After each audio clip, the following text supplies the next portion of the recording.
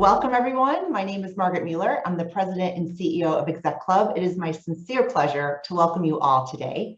Before we get started, I'd like to take a moment to thank all of our seasoned sponsors who make programming at Exec Club possible. Thank you so much. As well as our presenting sponsor of today's program, KPMG. So in addition to today's program, I invite you all to join us for other upcoming events at the club, both in person and virtual. We have a lot going on. Please visit our website for more information. There's just tremendous programming coming up.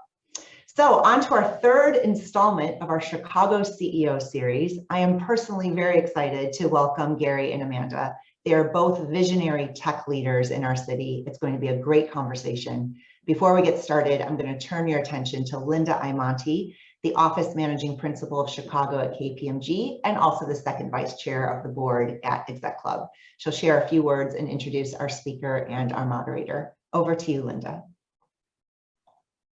Thanks, Margaret. Thanks for the introduction. And welcome everybody to our program today. Again, I'm Linda Imonti, KPMG Chicago Office Managing Principal, and we are so proud to sponsor the Chicago CEO Series and the Executives Club Chicago. We have welcomed really many great talents to share their story at the Chicago CEO Series platform, and I'm really pleased to add today's special guest, Dr. Garry Cooper, Chief Executive Officer and co-founder of Rheaply, to our esteemed list. As an entrepreneur and a scientist and a business leader with a PhD in neuroscience, Garry's built Rheaply, a technology platform for connecting professionals with physical resources and catalyzing the circular economy. As the only market solution that combines a resource management system with an online marketplace, Rheaply's platform enables public and private sector organizations to really manage and transact physical assets more effectively, really eliminating unnecessary waste and spend. In addition to his leading role at Rheaply, Dr. Cooper is an adjunct assistant professor at Northwestern University and a general partner at LongJump VC. Leading us through today's conversation is Amanda Lannert, Chief Executive Officer at Jellyvision. Thank you for joining and enjoy today's program. Hey there, everybody. I am Amanda, and I'm playing the role of Oprah today. Funny story. The last time I moderated an Executive Club event, it was in fact the Executive Club instead of the Exec Club. We were in person, and the date was March 5th, 2020. As part of the processional, we all lined up to walk into an event where there were 500 people without masks in the same room, and we did something very weird. As we were walking into the room, we all hit a bottle of hand sanitizer while walking out, which at the time I thought was weird, almost comically so, on March 5th, 2020. So I am not a visionary in that I couldn't even see around the corner, but good news, Garry is, and today is all about him. So Linda hit a bunch of great stuff we're going to get into, but just to hit the highlights. Founder and CEO at Rheaply, which is an asset exchange platform that reduces procurement costs and diverse unnecessary waste from landfills. So he is running a business that is both helpful and saving the planet. I had a chance to meet Garry when his company was going through an accelerator called Techstars in Chicago, and I am now, in full disclosure, a customer at Jellyvision, an investor, and a raving fan. And I think 55 minutes from now, you'll understand why. Besides his day job running one of Chicago's most beloved and well-funded early stage startups, he's a board member for P33 and 1871, organizations that are designed to raise the profile of and to accelerate the growth of Chicago's tech companies. He teaches the students of the future at Northwestern, and LongJump is a first check early stage venture fund based in Chicago, designed to invest in the next generation of founders, particularly those that have a harder time getting checks. So he is making the world in a better place in many, many ways. He's exceedingly generous to other CEOs, a lot of fun over tequila, and again, has a PhD. So we do have to call him Dr. Garry Cooper. And over the next few minutes, we're going to hit 4 parts. We're going to get to know Garry, the man, the myth, the legend. We're going to get to know Rheaply and Garry's, what is he doing and why, the future, how Chicago leaders can help Garry, Rheaply, and the cause. And then we'll end with a little speed round just to send us all on our way. So Garry, welcome. Tell us about you. Well, thank you, Amanda, for that. I mean, I almost shed a tear as you went through that. As a startup guy, you don't get introduced every single day, so I'll take that. Tell me about myself. I'm a Midwesterner. I grew up in Ohio, went to school in Indiana, came here to Chicago in the great year of 2008 to do my PhD at Northwestern in neuroscience, and somehow I got into climate tech, and here I am with a group of 60 or so passionate, crazy folks trying to build technology to eliminate waste in the working world. So, but I laugh at jokes. I have a, rescue puppy, and I rarely wear a suit, but I'm wearing one today.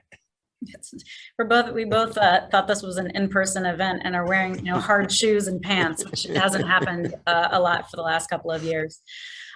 You talk about, climate change. You talk about your work, prior in science and trying to make people healthier. What is your North Star for life? Yeah, so my kind of credo is to make the working world more diverse and sustainable. That's really what I want to give my life to. And I think kind of in my day and night job at Rheaply, it's on the sustainable side and how to make large companies think about their procurement and think about their waste, and to do that in kind of a very new age way. And then in kind of my weekend job is to really help people who look like me, who sound like me, who have my story, but achieve their dreams in kind of either tech or just in building a business a little easier than I've gotten here. So really, my kind of North Star is how do I contribute to making the world a little greener, a little bit more friendly, especially a little bit more diverse. So with all the activity you have going on, what's your biggest pet peeve? Do you have time for pet peeves? Yeah, I do. And they're very weird and idiosyncratic. So I hate pens that have tops that don't have the top on them when you're writing with them. There's a weight distribution issue. And weirdly enough, I also hate straws. I view them as the thing you do when you're sick. So I forbid drinking from straws. You would not see me drinking from a straw. So those are my two things that maybe 5 people knew before now. I get the straw thing, given you're all about sustainability. You're probably not just saving the planet, you're saving turtles too. Who's your hero? So there are a lot of people who mean a lot to me, but the one that always comes to mind is my grandmother on my mother's side. She's now 95 years old. She lives in Dayton, Ohio. Her name is Annie Mae Plant, or we call her Annie Mae. And she's had 19 children, half of which have gotten advanced degrees. And she's just an inspiration to be living by herself, doing everything by herself, and to just be, I almost get emotional thinking about everything that she's gone through. So she's for sure my hero, and she has, she loves sunflowers. And so I always, I think about her whenever I see a sunflower. So she's my light. And how is this upbringing from this incredible matriarch through early childhood, school, how has it shaped you and your company and your decision making? What is the fabric of that drives you? Yeah, there's 2 things that I think drove my grandmother and her children, and thus me. One was education, and the second one was hard work. So, in my family, you got to go to school. I remember I would come home because my grandmother had to babysit us. She wouldn't give us any snacks until we had finished our homework. And although she only had a 3rd grade education herself, so she couldn't actually help us with the homework, she kind of could read in our eyes when we had finished it or not. So education was always the bedrock. Talking about, what you learned. She would always say, "What you know, good boy." So talking about what you learned was just something that was ingrained. There are, 5 PhDs in her family. So she's done good there. The other is just working hard. She had 19 children. She worked 3 jobs as a maid for families, in Jim Crow, in the South. So there's just no there's no elevators to success. You have to put in the work. And if you have an education and you put in the work, her thinking and my upbringing says good things will happen for you. I can't help but ask, like, where's her TV show? Where's her life story? It seems like a much more meaningful example of what can happen with a family with 19 children, just putting it out there. But let's talk about your, yeah. Oh, go ahead. No, I was just going to say, you know, she's big into soap operas. she tells me about them, and so that made me think of that. Well, let's talk shop. It's the Exec Club. We've talked about your asset exchange management platform. Yes. Gary, what do you actually do? We're going to get into why a little bit later, but like give us the pitch for your business. It's super simple. So everyone probably had the sustainability education of reduce, reuse, and recycling. So what Rheaply does is we build technology to help large organizations with reuse. Every probably Fortune 1000 company, and probably others, are trying to figure out how to get to net zero, trying to think about how to get better ESG scores. And they can't get there by just recycling their way there. That's been proven. So the question is, how can we use reuse to kind of buoy the pace to net zero? Well, you need technology. Unlike recycling, which is a blue bucket in a truck, you need technology and reuse to actually connect people who have stuff with people who need it within the same organization or who need it in the community. So we build at a high level, we build technology to help organizations with reuse. But what does that feel like? It feels like your employees going to a platform of the stuff you already own before they go buy something new outside of your organization. Or an employee recognizes that there's something that they have in their possession that they no longer need. They can make that available to everyone in your organization through our platform. So it really kind of makes the organization small, especially for big organizations. And it really helps reduce procurement spend on the one hand, but also kind of waste creation and carbon emission on the other end. And there's kind of this, moment where the organizations at some point need to get rid of things that they procure, whether it be furniture, whether it be CapEx equipment, doesn't matter what it is. Where does that go? Typically, it either goes into the trash, incineration, or to some liquidator. So what we then do is we take those assets through our platform and connect you to people in your community, whether they be peer organizations, whether that be low income areas of the city, whether that be universities, nonprofits, whatever it might be. So they maybe take those items from you, either in a sale, donation, or rental, so that they can use them in a more fruitful way than being in a landfill. And then we just measure everything along the way, how much money or economic value is being created, how much waste is being diverted, and of course, how much carbon is not being emitted. So it's really, we just manage the asset cradle to cradle through our platform. So I'm curious about that. I've always thought about your business as like the next leg of the SaaSification, a software as a service of the enterprise, where sales got fed first with CRM, and finance with their accounting software and general ledger technology, and then HRIS, so HR finally got data too. And this is getting into the actual physical goods of stuff that is either not really appropriately managed or still managed by spreadsheets. How hard is it to sell into an organization where we like the idea of sustainability, but how hard is the behavior change of saying you now have this SaaS platform at your fingertips? Is it an evolutionary sale to your customers or a revolutionary sale? Yeah, I think we've had two modes in our business. I think when we first started, it was more evolutionary, and now I think it's more revolutionary. I think definitely since the pandemic, businesses have been thinking a little bit more about how do I make a dispersed, decentralized business centralized? How can I know where things are? How can I connect my employees to things that are in another employee's home or another employee's satellite office? And how, if I have this bit net zero goal or commitment, how do I operationalize that at the ground level? And so all of those have created kind of dare I say, also the supply chain issue that's going on globally. So all of those have created kind of a storm for businesses to really be thinking about how do I operationalize this thing called circularity or circular economy. And we think we have some really great answers, and we've been working with, a full potpourri across the landscape, from the BPs and the Nicor gases here in Chicago and AbbVie, all the way to the Googles and the University of Chicago. So every business that owns physical things that has more than one location should be a customer of ours, quite frankly. but should be operating from a circular business model. It's much better business model, both on the waste side and also on the spend side.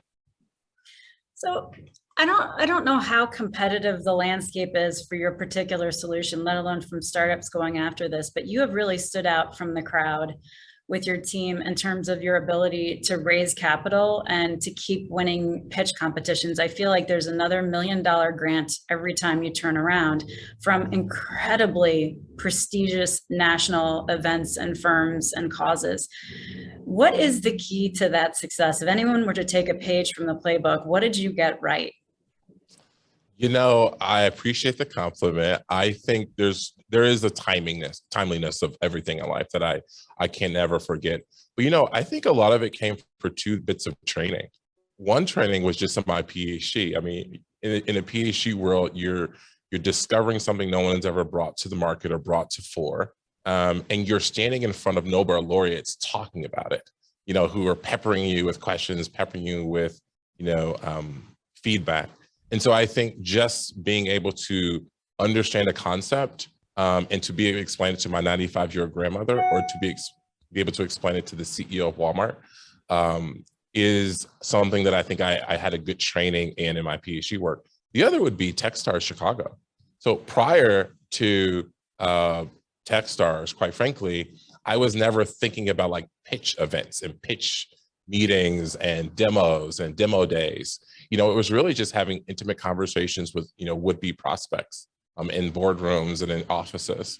And I think what Techstars helped me understand was that the sell is much bigger than to your buyer. The sell is to the market. The sell is to would-be employees. The sell is to would-be supporters who could be investors. And so you have to have a charisma. You have to have a kind of a message that people can latch onto in a couple of seconds and be happy to latch onto. And so I think both of those things have kind of anchored me in a training that has led to some of the success. But, I think we've walked into great timing. I think great timing in the market for our type of business, because every business is trying to get to net zero. Great timing in where our product was. And quite frankly, great timing for the people who've come here and supported me to be building the brand and be building the company. It's all kind of come in at the same time. And then I've had moments where I get to go and talk about the work that we've been doing, and it's just really a reflection of that. I'm curious about that. The hiring and raising and those all sound very businessy to me. And I know you track business progress, but how do you think about impact? How do you measure impact for you that you're creating as a business? Yeah, there are 2 ways, and our top core value at Rheaply is to listen to, and importantly, delight our customers and users. There's 2 ways I think about impact. I think about our mission and vision.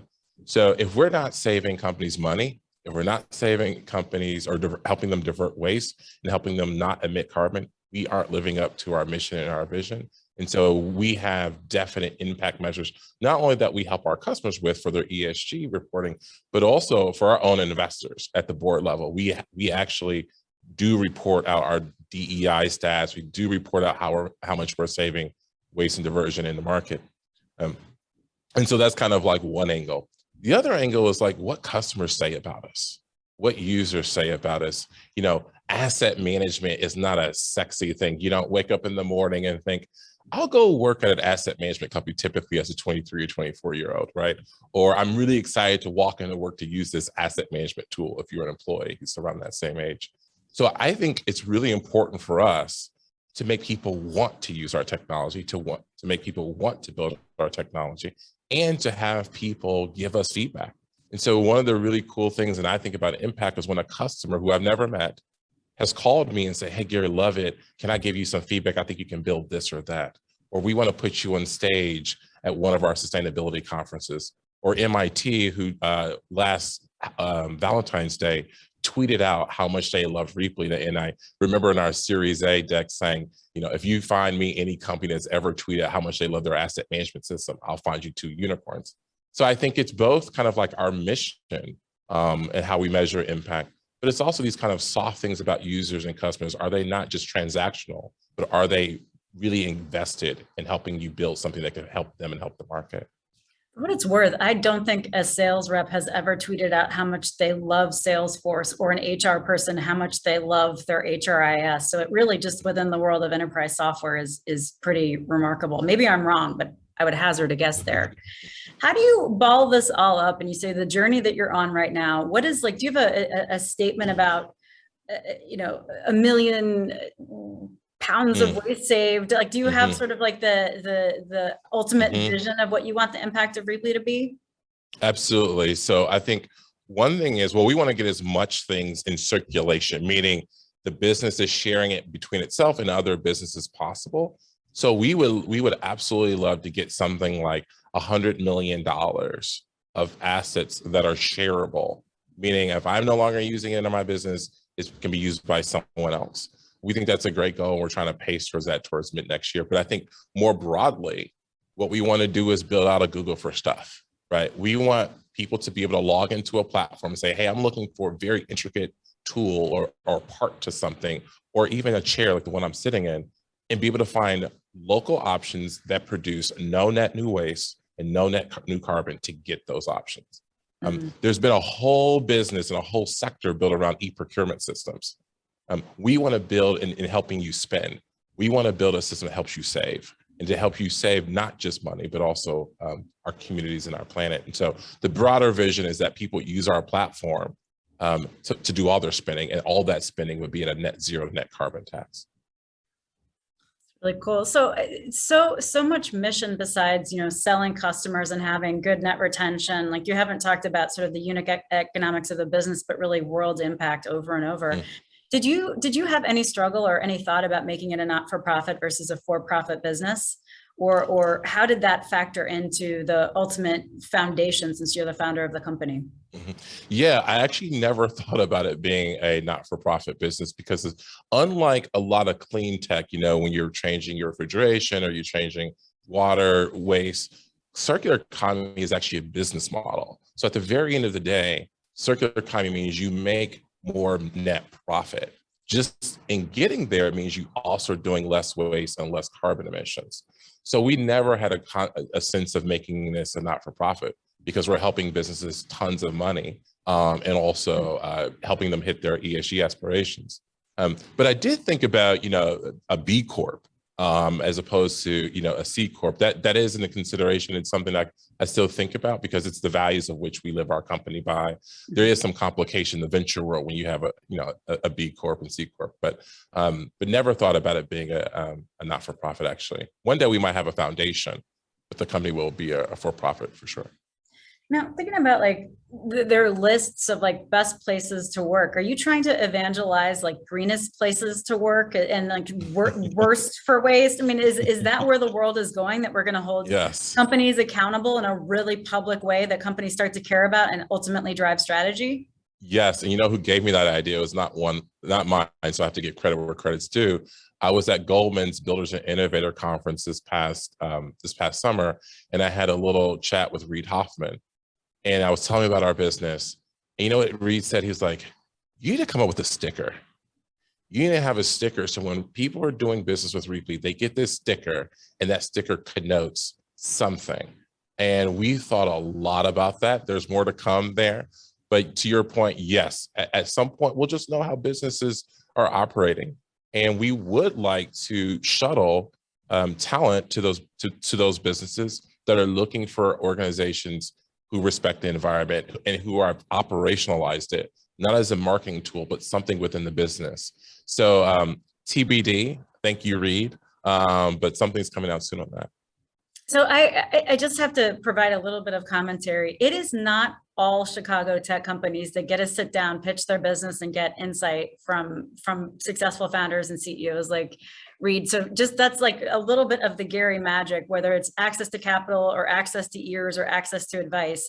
There is a theme about something very special going on in Rheaply right now.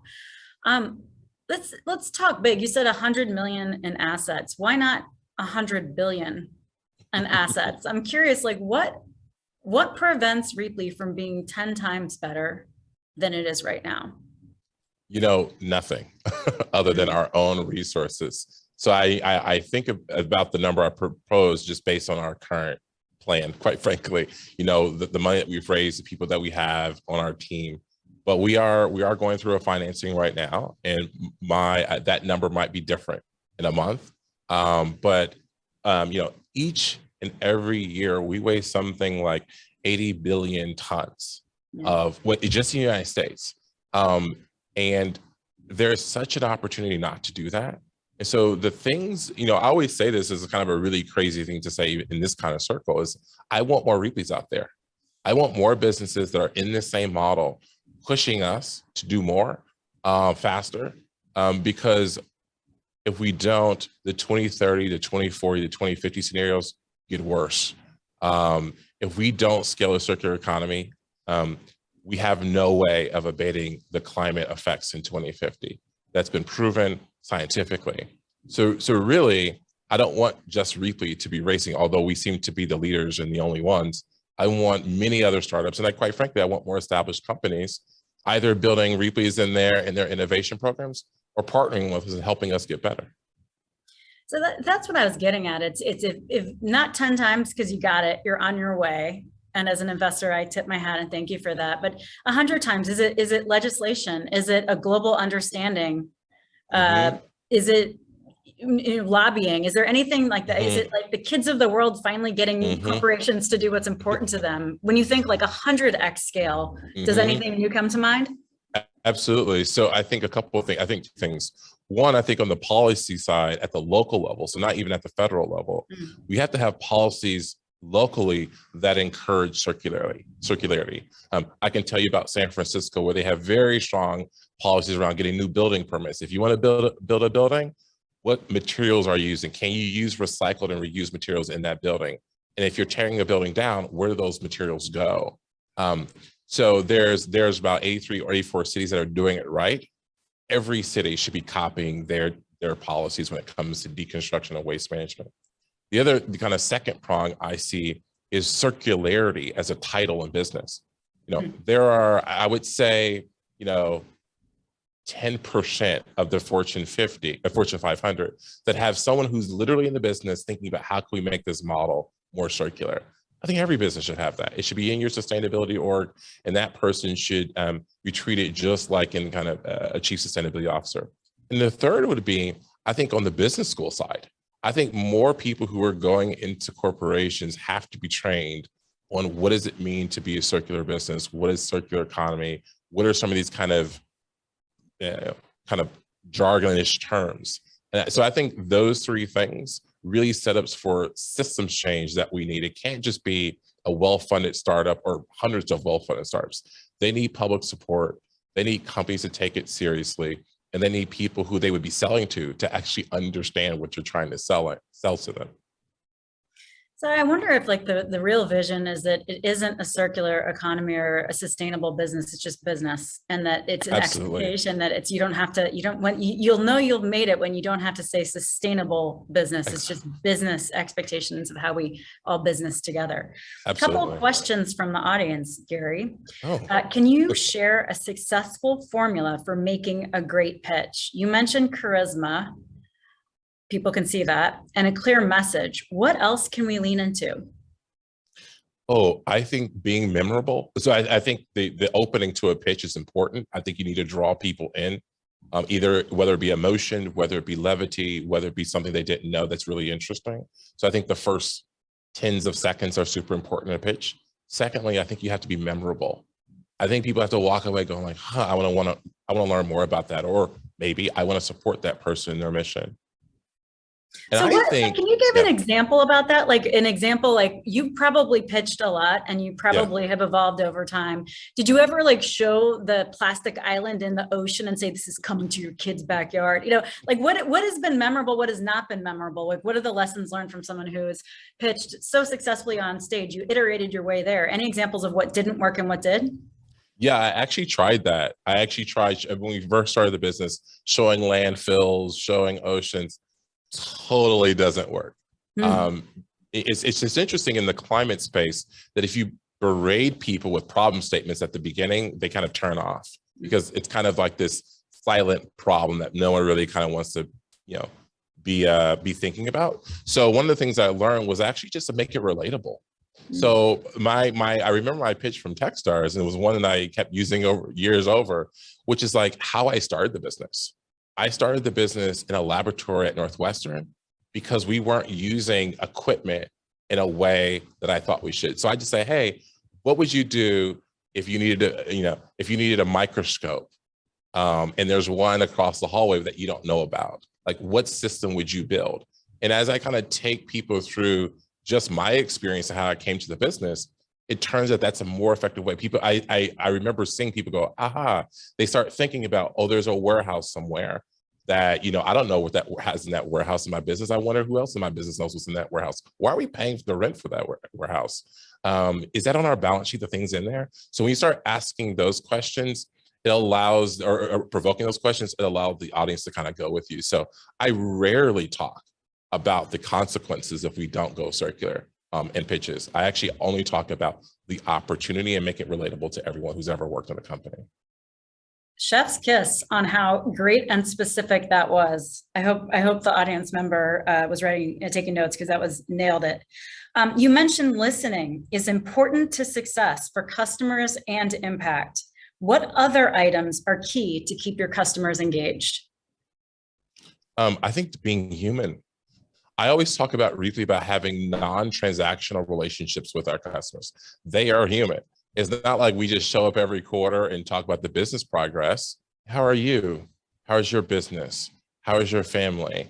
Oh, and I think, one of my favorite customers, I won't say the name because I think I have some confidentiality to protect there, but we talk about boxing. I learned that he's super into boxing. I'm into boxing. And so we're literally texting each other on a really important business call, talking about some new moves that I learned, or my knee is hurting, or my trainer's really terrible. And so I think it's important, especially us, we have multiple year relationships. I mean, circular economy is a model that is instantiated and lives forever within the business. So I think it's better to have a relationship where someone you want to call when you have a question for them, and not just show up at each quarter, them trying to reduce your contract size or you trying to increase it. So to have something that's a little bit more meaty than a transactional relationship. Chip Conley, who's the guru for the Airbnb founder, sort of like the sensei, and he wrote the book Peak, talks a lot about that the most forgotten fact in business is that we're all human. Companies don't buy from companies, people buy from people. Companies don't innovate, people innovate. And that's just like what you're doing is like, we're not businessing, we're humaning. And just giving a little space that, even though we spend the vast majority of waking hours talking about businessy stuff, like it's nice to get to know that we all go home and put on sweatpants like everybody else. Another anecdote to that, before I started Rheaply, I was at Ernst & Young for quite a while, and the partner who I worked under, who was one of the top selling partners at EY, said to me, Gary, there's two things in business that you should remember in selling. People buy from people they know, and people they like. Get known and be liked. What are other companies that you admire most in the circular economy space? Oh, there's so many, and I'm going to leave some friends out. There's a company called Novaloop. It's a woman founded from MIT, and essentially they recycle hard to recycle plastics through a chemical process. So I think they just did a Series A. I love that business. I'm really good friends with folks in the fashion space, which has a little bit more traction than other material. So Trove is an example where they white label a platform for brands to resell their items to customers who are being sustainably conscious. There's Recreate. I literally could probably list 10, and then I'm still gonna be missing some friends. But I would say food systems. Jasmine at Gooder down in Atlanta, where after a corporate event, you might have food that you can no longer use or no one's eaten. They take that food and do pop-up shops for the homeless in that community, and she just did her Series A. Here in Chicago, there's several companies. One company I admire a lot, Myocycle, run by another woman founder. They train mushrooms to eat trash. So what's really beautiful about circular economy is you can have something that's pure software, like our company, and then you have scientists who are building new items, new tools, new polymers for us to build better better products and products that can be recycled or reused more. So it's quite fun. And I am already hearing the emails where someone's saying, Gary, you didn't mention me, but there are a lot of them. Well, I'll follow you on Twitter and on LinkedIn where you can give shout outs all the time. Thinking about something, circular economy and sustainability, and you started talking about like straws, pet peeves or straws. I don't know that we've had sort of a social gestalt happen faster than the villainization of straws. Right? Where if you still use straws, you're killing a turtle and you know it. That happened really, really fast. Is there another vertical like that we need to like retrain how we think about it? So instead of like, you mentioned fashion, instead of fast fashion, it's trash fashion. And then we like brand it. Like, do you have like the next straws? We got it. We know it's evil. What's next? Yeah, and I'm gonna maybe also disappoint some friends here too. So I think we really need to rethink our corporate packages.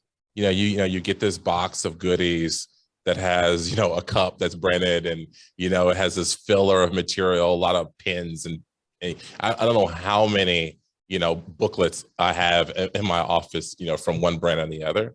So I think the corporate gift package thing needs to be rethought.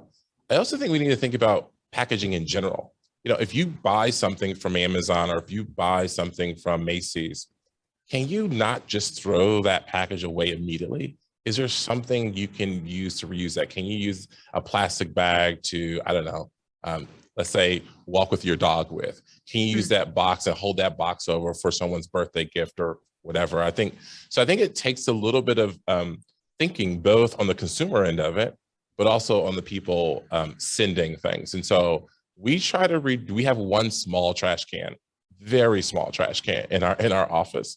And that's because I remember talking with the sustainability lead at the World Bank, and she said, we wanted to reduce our waste. And I said, okay, do you have a system, you have technology? She's like, no. What we did is we got rid of all the trash cans by all the desks. We put one central trash can in the middle of the floor, about 5,000 people. It turns out they reduced their waste by 90% because not only did not people have easy access to throwing things away, people saw you going to do that. So I would say, I think packaging is a big area in circularity to kind of reduce and reuse, but also just think, how can you, every time you put something in the trash bucket, think about, can I actually reuse this in the next week or two?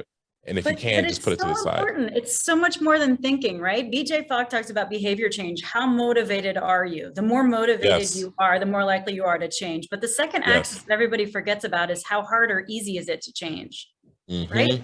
It's pretty easy to change when you have to get up and walk to the middle of the office every time you want to chuck something, right? So it's like the system. It's not just the intentionality, and that's what Rheaply has cracked. It's not just the intentionality. It's systemically easier to pass something on. There is a system to find someone who wants what you have and aren't using, and it's the enablement. I think is really critical. It's so important. So we're getting into, how Chicago leaders can help Rheaply and the cause. And we have another audience question. I work for a large organization in Chicago, which is Gary's target audience, with many different departments. Where should I start the conversation if we want to partner with Rheaply? Well, you can email me. I'm Gary with 2 R's at Rheaply.com, and I would love to speak with you. Or you can go to our website at Rheaply, RHEAPLY.com. And there's a lot of great information there, and that will eventually funnel to me or one of my associates. But yeah, I'm very available. Whoever that is, please come and talk to me. It's like we're nerds, right? So we want to talk about circularity. We want to talk about that problem statement all day long, even if we can't work together for whatever reason. So we really want to just be helpful, especially in our own community. So I would just say, reach out to me or to some of the fun people at Rheaply, and we would love to just have a conversation. Hopefully we can make you laugh as well. If the audience could take away only one idea from this talk, what would said idea be? Are there systems within your company that help you save as much as help you spend? And if the answer to that is no, there's a lot of work to do before anyone can get to net zero.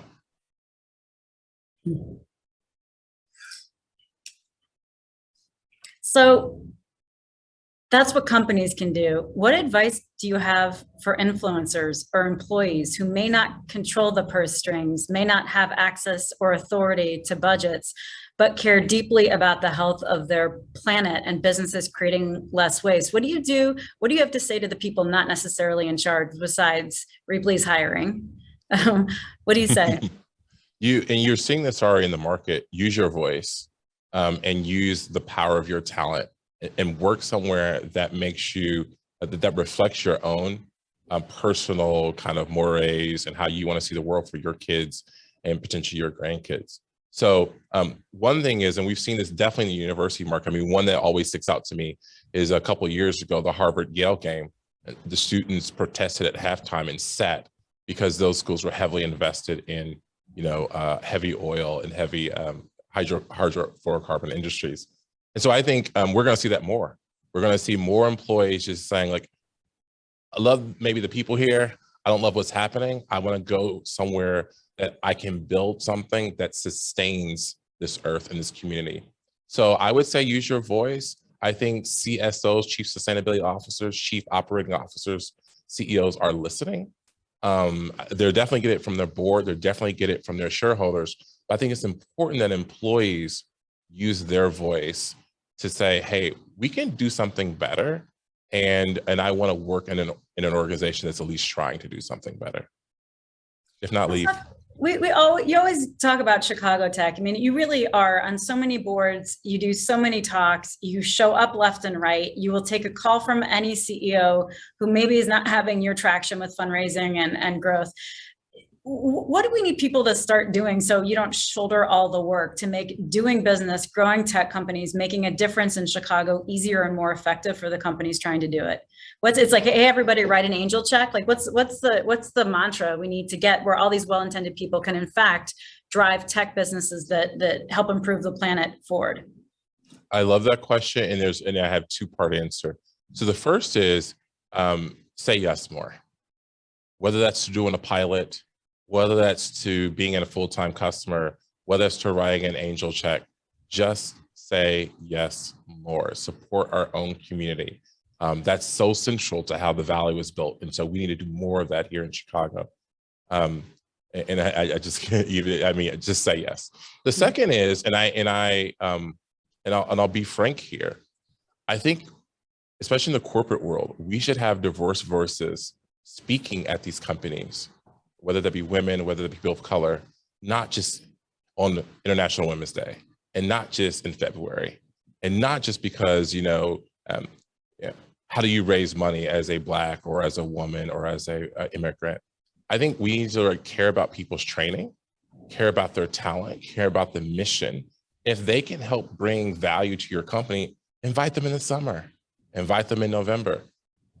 I would say it really, really helps to invite people, not just during the celebration of their genetics, but to invite them about the celebration of what they're trying to build and how they're innovative and how they're contributing to our global market. We're getting into the wrap-up questions. 4 more questions, sort of not necessarily speed round, but bringing down the idea, bringing it home.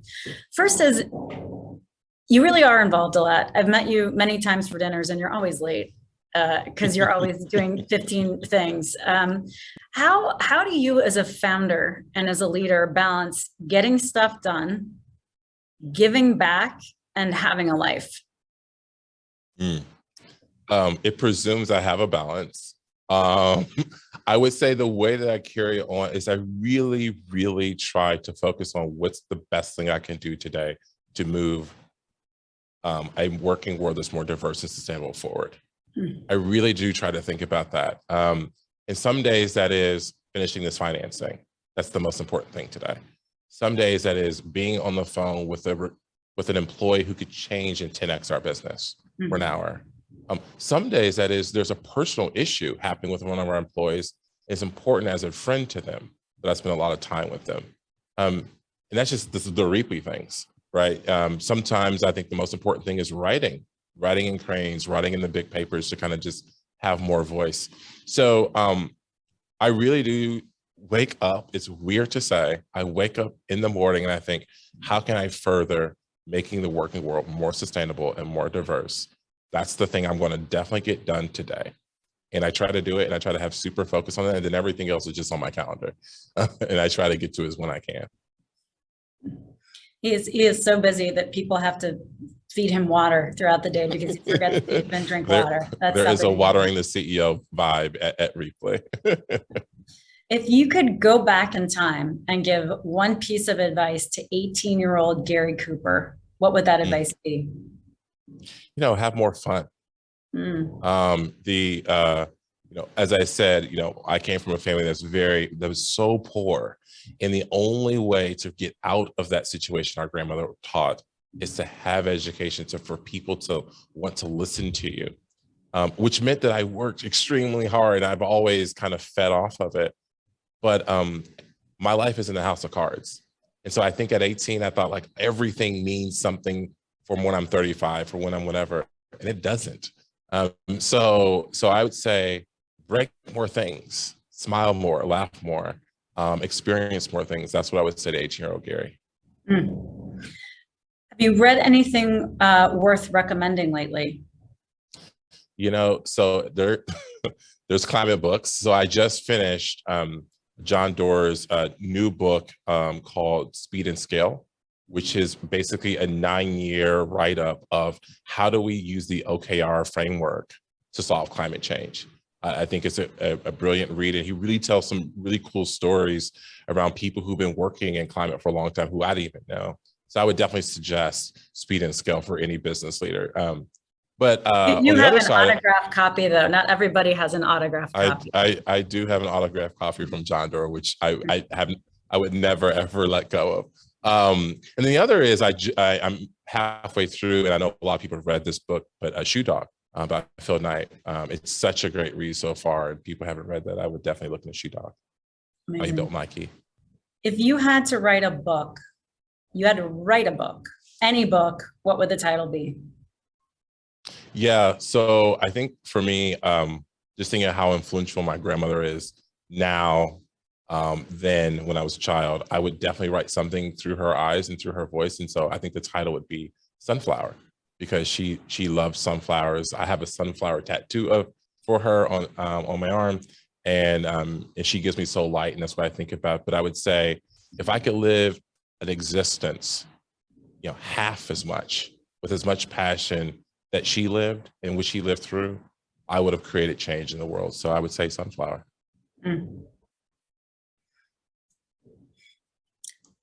All right, ladies, gentlemen, people of Exec Club, we're going to wrap on one final question, which is how can people who may be watching this get involved with Rheaply? Yes, I would say directly, please send me an email at Garry, Garry, I have 2 R's in my name, at Rheaply, RHEAPLY.com. If you can't do that, hit me up on LinkedIn. I'm a pro user, or on Twitter. I'm a very amateur user on Twitter. Either ones of those. I love to just talk with you. I mean, I'm a learner. We're very curious. And so whatever business problem you have around waste, around circularity, around reuse, around net zero, we love to just chat up, even if there isn't an opportunity. So please feel free to hit us up. We love to talk. Or join. They're hiring. So Garry, thank you. I truly believe the best is yet to come for Rheaply. It's such a tear, and I know that it's hard to realize, but we're so proud of you. You're like hometown pride. And thank you to Exec Club for putting a spotlight on Garry and giving him the mic. That's a wrap. Thank you, everybody.